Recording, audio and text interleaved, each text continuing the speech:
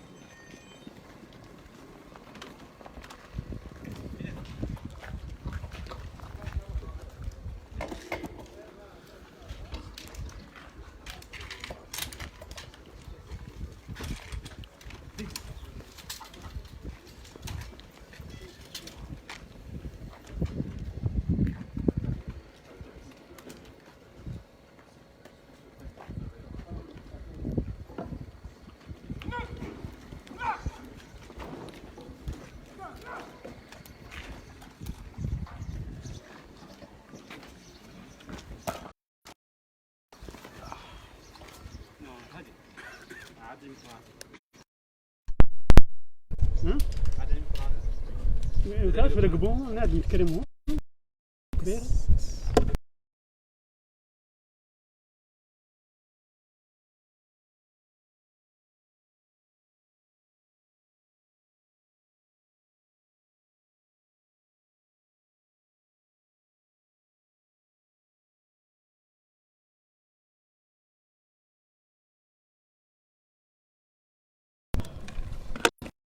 شرف لنا أن نستقبل اليوم هذا الجمع الوطني.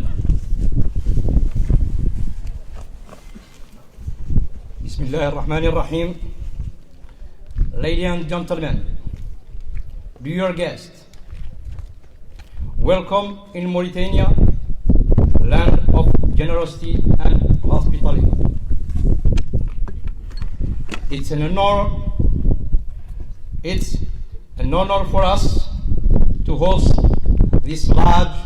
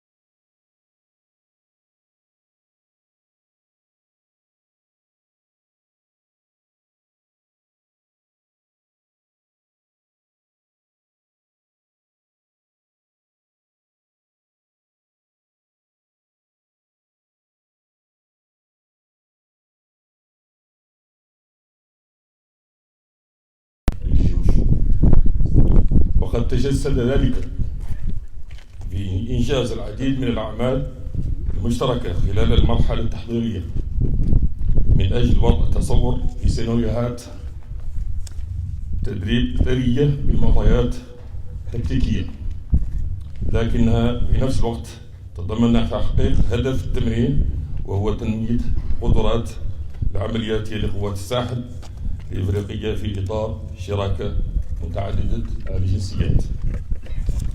إن وجود هذا الكم الكبير من الخبرات العسكرية في جيوش من دول وقارات مختلفة في ميدان واحد ضمن مناورة مشتركة سوف يوفر فرصة نادرة لتبادل التجارب والخبرات العسكرية، سبيلا إلى تحييد مختلف أنواع المخاطر والتهديدات الأمنية التي تواجه العالم ومنطقة الساحل على وجه الخصوص. وفي الختام أشكر زملائي من مختلف الجنسيات المشاركة في التمرين على الروح المهنية والإيجابية في التعاطي خلال المرحلة التحضيرية، وأتمنى لجميع أفراد الوحدات المشاركة مقاما سعيدا بين ظهرانينا وحظا سعيدا للجميع. والسلام عليكم ورحمة الله تعالى وبركاته.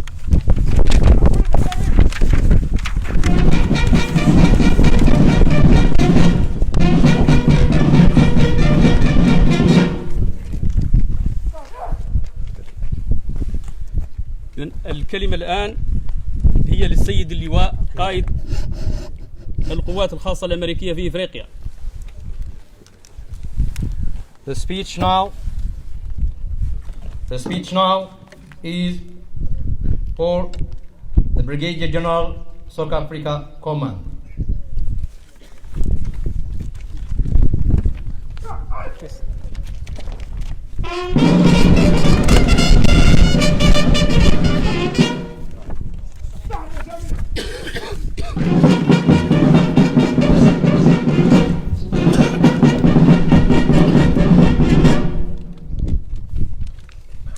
Good morning. This is my first trip to Mauritania, and I can't think of a better reason to be here than to welcome everyone to exercise Flintlock. صباح الخير. هذه هي زيارتي الأولى لموريتانيا، ولا يمكن أن أجد فرصة أحسن منها لأرحب بكم جميعا في تمرين فلنتلوك. I would like to extend a special thank you to our Mauritanian hosts for their hospitality and for leading us through this important engagement, and especially to the Minister of Defense and the Chief of Defense for making time to come out here for this exercise. أود أن أتوجه بالشكر الخاص إلى مضيفتنا موريتانيا على كرم الضيافة وعلى قيادتنا خلال هذه المرحلة. I know this is no small effort, and I appreciate all the work that has gone into preparing for this exercise. أشكركم على العمل الرائع الذي قمت به لدعم هذا التمرين. أعي جيدا أن الكثير من التخطيط والتحضير قمت به لكي يكون هذا الحدث اليوم ممكنا. I would also like to thank our Senegalese partners for their fantastic support in this year's exercise and their commitment to host next year, and I look forward to seeing many of you in Senegal next year. أود أيضا أن أشكر شركائنا السنغاليين على دعمهم الرائع للتمرين هذا العام وعلى التزامهم باستضافتنا العام المقبل. نتطلع إلى رؤية الكثير منكم في السنغال في نفس هذا الوقت من العام المقبل. In addition to our gracious host, I would also like to thank the ambassador and everyone at the U.S. Embassy in Nouakchott for their outstanding support. Without their diligent preparation and engagement throughout the planning and now execution phase of the exercise, this event would not be possible. أود أيضا أن أشكر سعادة السفير مايكل دادمان والجميع في السفارة الأمريكية في نواكشوط على دعمهم المتميز، وبدون تحضيرهم ومشاركتهم بالدروب طوال مرحلة التخطيط والآن مرحلة التنفيذ لما كان هذا الحدث ممكنا. شكرا جزيلا. I would like to take one moment to thank Morocco for flying their C-130s in support of this exercise. Without their contributions, many of your forces would not be able to participate in the valuable training that we have planned. As a C-130 pilot myself, I greatly appreciate the importance of our air assets and of getting our soldiers to the right place at the right time. Thank you for the support. والشكر موصول إلى المملكة المغربية على تحليقها بطائرات سين 130 لدعم هذا التمرين. فبدون هذا الدعم لم تكن لتتمكن العديد من قواتكم من المشاركة في هذا التمرين المهم. بوصف طيار سين 130 أثمن عاليا نقل جنودنا إلى المكان المناسب وفي الوقت المناسب، فشكرا لكم. I could spend hours thanking each and every participant for their contributions, energy, and investment to making this exercise a success. That alone demonstrates that the combined efforts of this community are what makes Flintlock more than just a military exercise.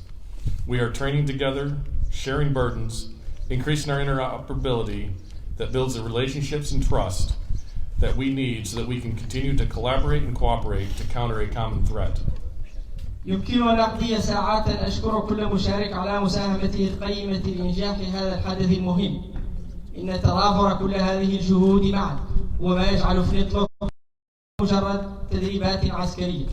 إننا نتدرب معا ونتقاسم الأعباء معا، وهو ما يبني العلاقة والثقة التي نحتاجها حتى نتمكن من مجابهة التهديد المشترك. Whether you are a participant or an observer, whether you've been to Flintlock before or this is your nation's first time to participate, whether you fight with us side by side against violent extremist organizations or you work with us in other ways, your presence here today demonstrates your country's resolve to root out threats to peace and stability.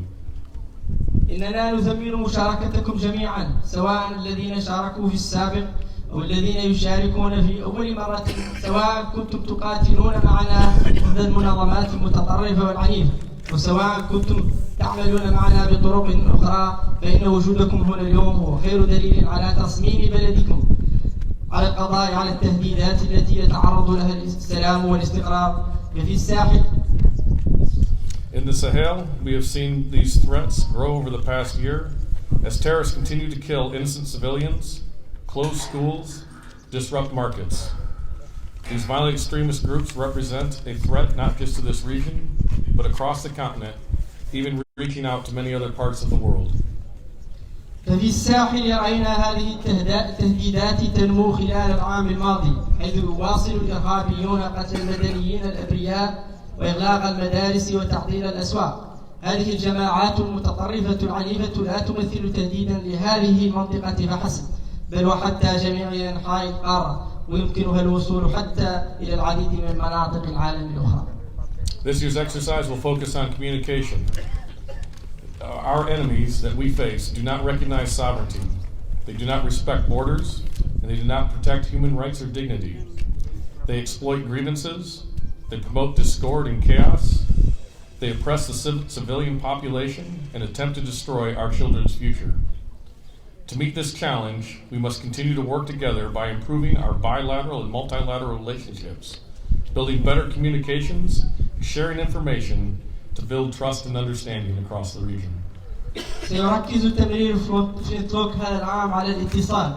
إن أعداءنا لا يعترفون بالسيادة، إنهم لا يحترمون الحدود، إنهم لا يحترمون حقوق الإنسان وكرامته، بل إنهم يشجعون الفتنة والفوضى. إنهم يضطهدون المدنيين ويحاولون تدمير مستقبل أطفالنا. ولمواجهة هذا التحدي يجب أن نواصل العمل معا من خلال تعزيز علاقاتنا الثنائية وبناء آليات اتصال أفضل وتبادل المعلومات لبناء الثقة والتفاهم. Again, I'd like to reiterate my appreciation to Mauritania and Senegal, not only for your hospitality, but for the hard work and effort that you've put into preparing for this exercise. Again, thank you to the ambassador and his staff for your hard work to make this event possible. And finally, thanks to everyone here and all of your forces who are here to participate. We must continue to use events like this to build trust, support, and interoperability so we can win today's fights and secure the future for those generations yet to come. مرة أخرى شكرا سعادة السفير مايكل داتمان وفريقه في السفارة الأمريكية بنواكشوط على العمل الشاق الذي بدونه ما كان هذا الحدث ممكنا. نشكركم جميعا، كما نشكر قواتكم الموجودة هنا للمشاركة في هذا الحدث الهام. يجب أن نستخدم حدثا كهذا لبناء الثقة وتعزيز التعاون المشترك حتى نتمكن من الفوز بالمعارك اليوم وتأمين المستقبل للأجيال القادمة. I look forward to a safe and successful Flintlock exercise. I look forward to hearing your feedback and hope to see many of you and your troops throughout the exercise. Thank you. نتمنى لفلنتلوك الأمن والنجاح ونتطلع إلى سماع ملاحظاتكم ونأمل أن نرى الكثير منكم وجنودكم طوال هذا التمرين، وشكرا جزيلا.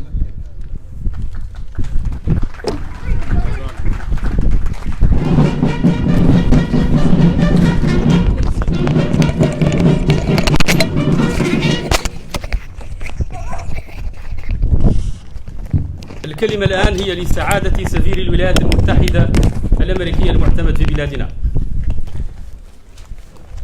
Now, the speech of His Excellency the United States Ambassador in Mauritania.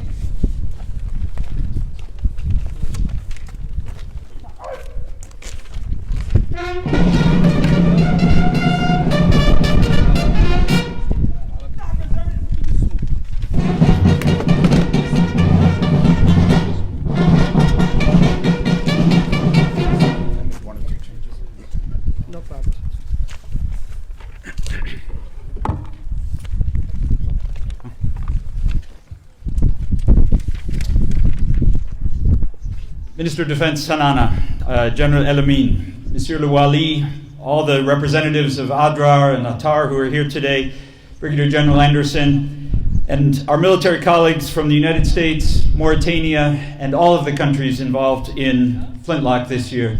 Assalamu alaikum. Good morning, everybody. معالي وزير الدفاع الوطني السيد حرنا وسيدي الجنرال أندرسون والي الأدراء المنتخبون المحليون الزملاء العسكريون من الولايات المتحدة الأمريكية وموريتانيا وجميع الدول المشاركة. السلام عليكم. It's a great pleasure to be here in Attar to open Flintlock 2020. I was here just a year ago in Attar to close Flintlock 2019, the outstation that was here, and then went on to Ouagadougou for the closing ceremony there. As I said last year February here in Attar, events like this are critical to building the interoperability that is essential for us to win the fight against the terrorist threat. صباح الخير، إنه لمن دواعي السرور والغبطة أن أحضر هنا في مدينة أطار للمشاركة في حفل افتتاح فلنتلوك 2020. لقد كنت هنا بهذا المكان بالذات منذ عام للمشاركة في حفل الاختتام الجزئي لفلنتلوك 2019 ثم في واغادوغو لحضور حفل الاختتام الكلي. وكما قلت في حفل الاختتام العام الماضي فإن حدثا كهذا مهم للتعاون المشترك من أجل كسب الحرب ضد التهديد الإرهابي. We know that Mauritania has long been a strong supporter of Flintlock. You hosted the exercise in 2013, and you've regularly provided the outstations as you did last year. But Flintlock is just one example, one element of a very strong U.S.-Mauritanian security partnership.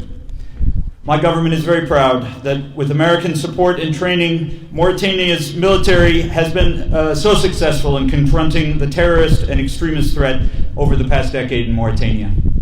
لقد كانت موريتانيا ولا تزال داعما قويا لفلنتلوك. فقد استضفتم هذا التمرين سنة 2013 وقمتم بتوفير الدعم بانتظام كما فعلتم في العام الماضي. إن تمرين فلنتلوك هو مكون واحد فقط من مكونات الشراكة الأمنية القوية بين الولايات المتحدة الأمريكية وموريتانيا. إن حكومة بلدي فخورة جدا بأن الدعم والتدريب الذي قدمته للجيش الموريتاني ساهم بنجاحه في مواجهة تهديد الإرهاب والتطرف على مدار العقد الماضي. I want to thank Brigadier General Anderson and through you all of the team at South Africa for your continued efforts to build the capabilities of our Mauritanian partners. Thank you for being here today, General Anderson, and for the strong partnership that we've had over the past year that is going to make certainly Flintlock 2020 a great success. أود أن أشكر جنرال أندرسون وجميع أفراد القوات الأمريكية الخاصة في إفريقيا على جهودهم المستمرة للمساهمة في بناء قدرات شركائنا الموريتانيين. شكرا على تواجدكم هنا اليوم الجنرال أندرسون وعلى الشراكة القوية بيننا خلال العام الماضي لنجاح فلنتلوك 2020. I want to also recognize the presence here this morning in Attar of my friend and colleague Whitney Baird, the Deputy Assistant Secretary of State for West African Affairs and African Peace and Security. Whitney, thank you and your team at the State Department for the great support for Flintlock and for all of your efforts to promote peace and partnership with Mauritania and with all the countries of the Sahel. اسمحوا لي أن أرحب أيضا بصديقتي وزميلتي ويتني بيرد مساعد وزير الخارجية لشؤون أفريقيا والسلام عليكم. ويتني شكرا لكم لفريقكم بوزارة الخارجية لدعمكم لفلنتلوك وعلى جهودكم لتعزيز السلام والشراكة مع موريتانيا وجميع بلدان منطقة الساحل. Mr. Minister, Chief General Elamine, Colonel Eli, and all of the members of the Flintlock planning team in Mauritania, thank you for the strong partnership and for being such a fantastic host. I would also like to say the same to our counterparts who are in Senegal, who are also launching the Flintlock outstation at Chez. Just as Flintlock is an enduring sign of the partnership between the United States and Mauritania, this year, Flintlock is a sign of the partnership between Mauritania and Senegal. And of course, that partnership will be on full display later today when President Macky Sall arrives in Nouakchott. معالي الوزير حللنا عائد أركان العمل الجيوش فريق الشيخ محمد الأمين العقيد الرديء مهندس سليمان وجميع أعضاء فريق التخطيط لفلنتلوك. شكرا لكم على الشراكة القوية وعلى الكرم الضيافي. ينطبق الأمر نفسه على نظرائكم في السنغال الذين يطلبون محطة فلنتلوك الخارجية في تشيس. وبما أن فلنتلوك هو علامة ديمومة شراكة بين الولايات المتحدة وموريتانيا، دعوني أيضا نذكر أن فلنتلوك هو أيضا علامة للشراكة القوية بين موريتانيا والسنغال، والتي ستتجسد في وقت لاحق اليوم عندما يصل الرئيس ماكي سال إلى نواكشوط. The strong bilateral partnership between the United States and Mauritania will only grow as Mauritania takes on the leadership of the G5 Sahel at the summit in Nouakchott next week. As Undersecretary of State David Hale told President Ghazouani when he was here in Nouakchott just last week, we look forward to working ever more closely with President Ghazouani and the Mauritanian government over the coming year in supporting the efforts of the G5 countries to create lasting stability across the Sahel. سوف تنمو وتتعزز الشراكة الثنائية القوية بين الولايات المتحدة الأمريكية وموريتانيا عندما تتولى موريتانيا قيادة مجموعة الساحل الخمس في القمة الأسبوع القادم. كما قال وكيل وزارة الشؤون الخارجية المكلف بالشؤون السياسية السيد ديفيد هيل فخامة الرئيس محمد الشيخ الغزواني الأسبوع الماضي، إننا نتطلع إلى العمل بشكل أوثق مع الرئيس محمد الشيخ الغزواني والحكومة الموريتانية خلال العام المقبل من أجل دعم جهود دول استقرار دائم في منطقة الساحل. So let me conclude by saying to all the troops gathered here today in Attar, to those in Nouakchott, in Kaidi, in Chez, I wish each of you the best of luck with this exercise. I look forward to joining you in 2 weeks to see firsthand the results of your joint efforts and to celebrating the lasting achievements of Flintlock 2020. Shukran. إلى جميع القوات المجتمعة هنا اليوم في أطار وإلى أولئك الموجودين في كيهيدي ونواكشوط وتيس، اسمحوا لي أن أتمنى لكم كل التوفيق في هذا التمرين. نتطلع إلى انضمامي إليكم بعد أسبوعين لمعرفة نتائج جهودكم المشتركة والاحتفال بإنجازاتكم في فلنتلوك 2020. وشكرا جزيلا.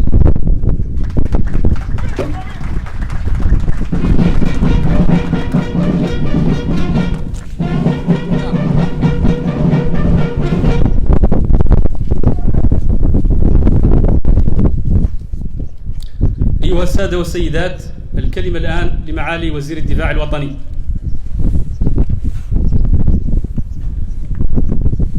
Ladies and gentlemen, the speech now is for His Excellency the Defense Ministry of Islamic Republic of Mauritania.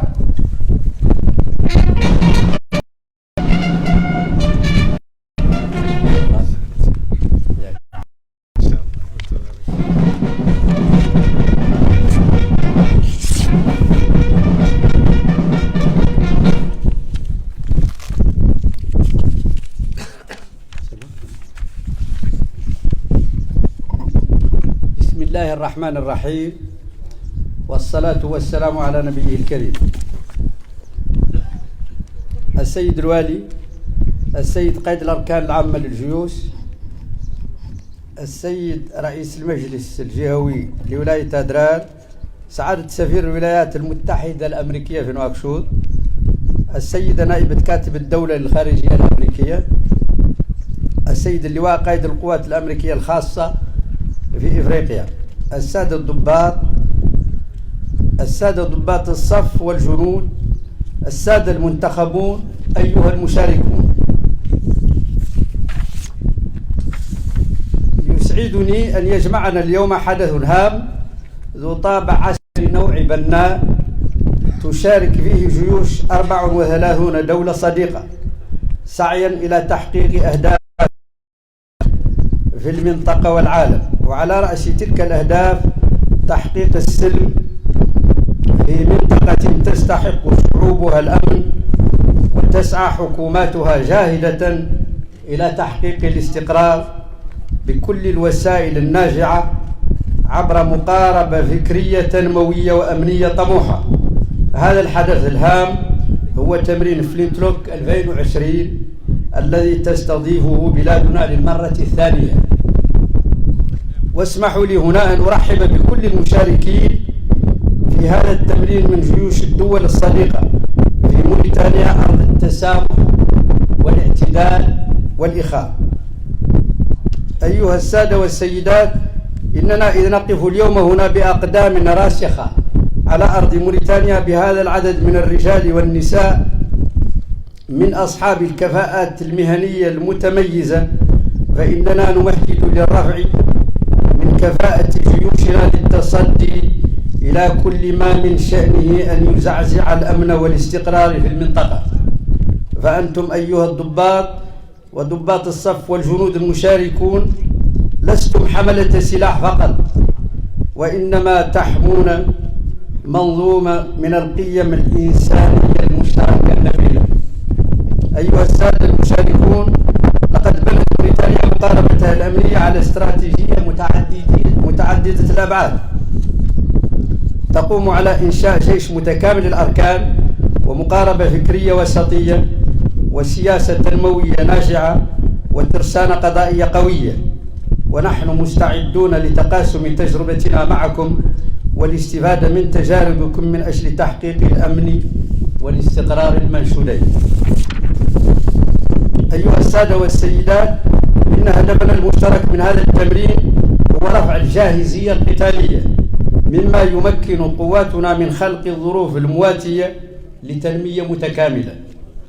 فالمعركة ضد التطرف العنيف تحتل الأولوية لأنها معركة تنموية بامتياز، وأنتم إذ تسعون إلى تحقيق الأمن والاستقرار فإنكم تساهمون في تأمين أسباب الرفاهية لمجتمعاتنا. أيها السادة والسيدات، إن للتمارين العسكرية المشتركة بين الدول أهمية استراتيجية في تطوير الجيوش الحديثة، حيث تحصل على خبرات جديدة مما يشجع روح الابتكار ويزيد الثقة المتبادلة والمهارة المكتسبة، وهذا هو الهدف المنشود من وراء هذا التمرين. أيها السادة والسيدات، إنني أتمنى النجاح لتمرين فلنتلوك 2020 في تحقيق كل أهدافه، أثمن عاليا الدعم المتميز الذي قدمه شركاؤنا في قيادة القوات الأمريكية في إفريقيا، خاصة في مجالات التخطيط والتأطير، مما عمق تجربة ضباط الجيش الوطني وأكسبهم مهارات عسكرية نوعية. وأخيرا أرحب بكم مرة أخرى وأتمنى لكم مقاما سعيدا، وأعلن على بركة الله افتتاح تمرين فلنتلوك 2020، والسلام عليكم ورحمة الله وبركاته.